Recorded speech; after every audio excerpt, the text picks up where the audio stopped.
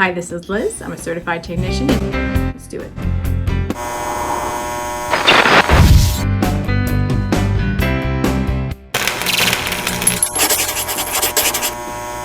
So first thing I'm going to have you do is locate that power button, because that's the first thing we're going to do. We're going to push on that power button to turn on your Chromebook.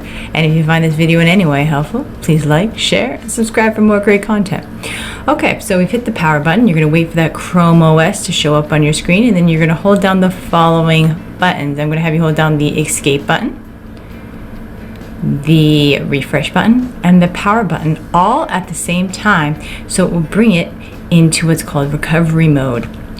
And from there you'll be able to access your system diagnostics. So like so, it will kind of flicker the screen, and then you'll know to let it go, and you'll enter this recovery process.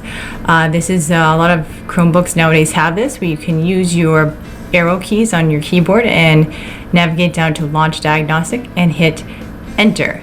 Once we are in the diagnostic screen, use your arrow keys once again, and as you can see, I can check on my storage health info. If it shows that it's not installed my hard drive, that's a pretty good sign I have a bad hard drive. Now going back, you can do the storage test, the quick one, and hit enter, and it will immediately start testing your hard drive. Now if you have perhaps a Chromebook that does not have this diagnostic software, some of them don't, it's okay.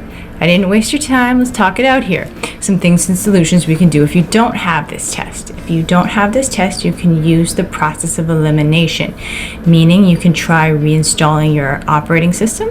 We have a video on how to create a USB to do that, and down below in the description. And if that doesn't work, then you can try replacing the hard drive and then installing the operating system on it second.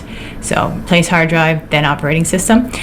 Both of those videos, once again, are down in the description below.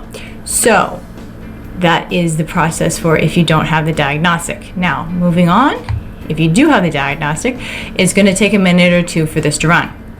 So jumping ahead, as you can see, it passed without any errors. So if I'm having some sort of odd operating system issue, then you can try reinstalling the operating system.